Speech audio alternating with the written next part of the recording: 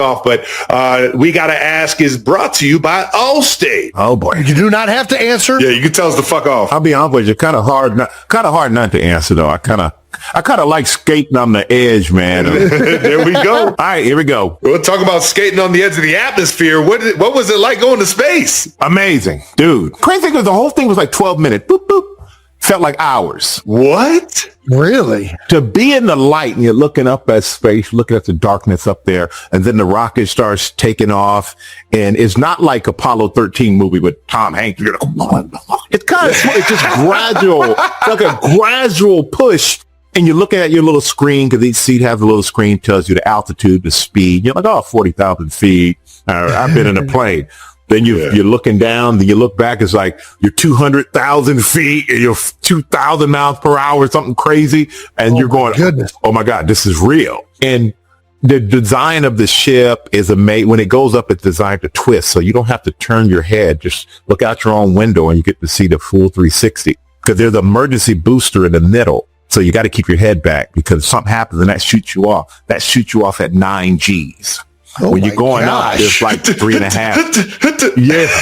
You're like your Top Gun or something. But the gradual push up is like 3.5 Gs, I want to say. Coming down, it's like 5 Gs. But when you get up there and they release the main rocket from the capsule and they go poof, and then you realize, oh my God, my arms are floating.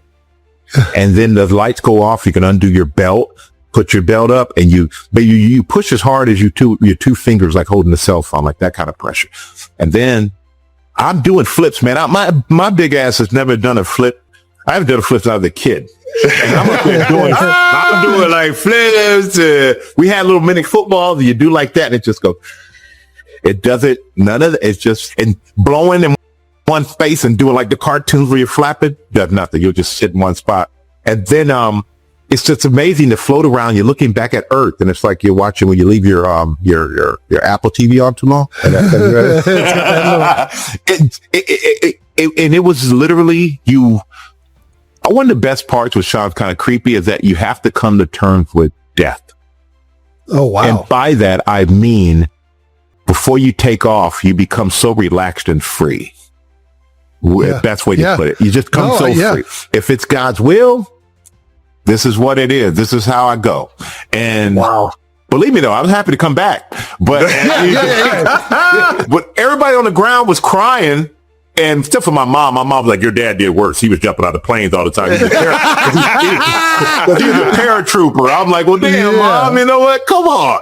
But everybody else was crying, but all of us on there were just so happy, man. So filled with joy. That's amazing. And it was one of the best things I've ever done in my life, without a doubt. Wow. Yeah, that is incredible. That's what I wanted to hear, baby. And that was a long explanation, but I loved every second of it, man. I'm so in. I tell you, you would love it. They do an incredible job from start to finish. And I would highly recommend it. If you get the opportunity to do it, I would jump on it in a heartbeat. It's life-changing in a lot of ways. Makes you realize how insignificant you are in the world. But it also makes you realize how important you are to the people that matter the most to you, because I'm on there thinking about my family, and like, I'm not ready to leave them and they're not ready for me to leave either. Like, it really puts a lot of things in perspective. That is beautiful, man. You've done so much, Mike. What's next? What is the next thing for Michael Strahan? Retirement. Like full, just all around work. Man, I ain't done everything. There's no way. You know what? Yeah, there is the way at some point. Some point, man. You know what it is? I love Fox. I absolutely love that. But I just want to. You work so much, and then I want to go here, I want to go there, and I can't do a lot of things because I got these commitments and stuff. And I think at some point I have to look at time lived and time left. I got you. You know, I hear and you. You guys are young, man. Y'all enjoy. You got more time ahead of you than behind you. I got more time behind me than ahead of me. So I'm starting to look more in that vein of life, and I'm not just going to completely disappear. But another thing is, I love business, and I got a lot of other businesses that I do, and and those things interest me like football did, because I had to learn them, like I had to learn football later, and I love doing those things, and I think I could get a lot of validation, or out of just not feeling completely retired and doing nothing, but that gives me enough. And on top of that, I do Fox until they throw me off of Fox. Man, I don't want to be 80 years old on Fox, but I'll stick around a little bit longer. You got some fun stuff coming up with Smack Entertainment, right? You guys got some docuseries coming out, right? Yeah, we got a docuseries coming out, Coach Vic. And this is the second one we did with Mike. Because Mike, we did the evolution of the black quarterback with Vic. Yeah. Yep. And which Andy Reid, your coach, played a big part in that doc, because think about the quarterbacks. McNabb, Vic, all these guys that he really brought in and gave a chance when other people probably wouldn't have. So he's been very instrumental in that. So that and now we have Coach Vic and his foray into coaching at Norfolk State.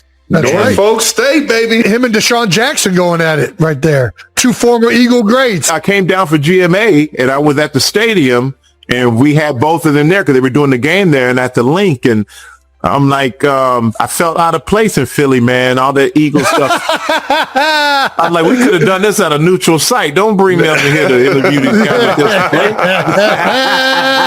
this. But right. So we got Coach Vic coming up. We have a movie coming out too. I'm going to screen it after we get done here. And that one is about John Madden. We did the documentary on the Madden video game. And then we did Bill Belichick on the Madden Cruiser for the Super Bowl in New Orleans. We produced that.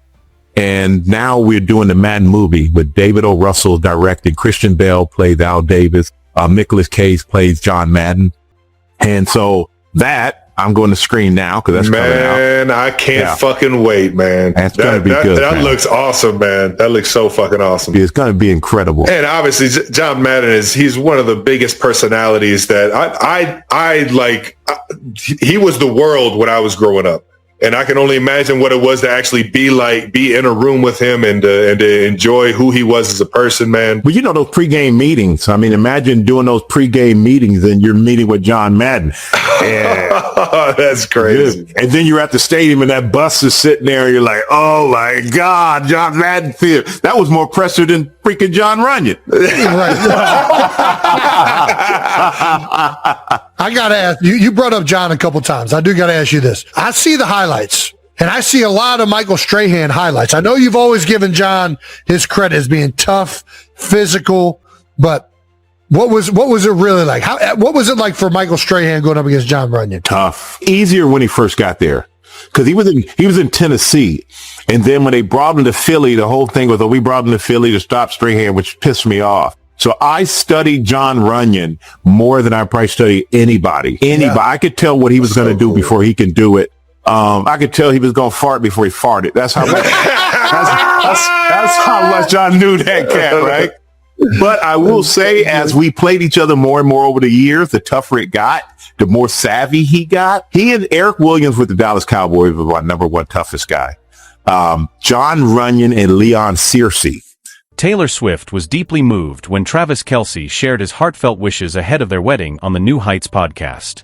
In the latest episode, Travis Kelce, the Kansas City Chiefs star, created a buzz among fans and the media when he candidly and sincerely spoke about his feelings for the first time before marrying his fiancée, Taylor Swift. It wasn't extravagant details or grand wedding plans, but the simplicity and emotional depth of Travis's words that touched Taylor Swift so deeply, according to those close to her. An unexpected and powerful moment on New Heights. The podcast is usually known for its relaxed atmosphere, where Travis Kelce and his brother Jason Kelce openly discuss sports, family, and life. However, in this episode, the conversation took a meaningful turn when Jason suddenly asked his younger brother about his emotions ahead of the big day. Travis, speaking in a rare calm and reflective tone, paused for a few seconds before responding, a silence that spoke volumes about the weight of his words. He didn't focus on the wedding dress, the venue, or the guest list. Instead, he spoke about what mattered most to him, a marriage where both of us feel safe being our true selves. Travis emphasized that for him, the wedding isn't the destination, but the beginning of a shared journey, one where he and Taylor can rely on each other through both joyful moments and life's most challenging times.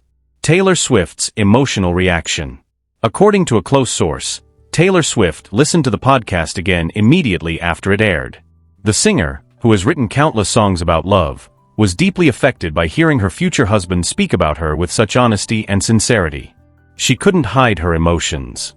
Taylor was in tears, a friend shared, not because she was surprised, but because she felt truly understood.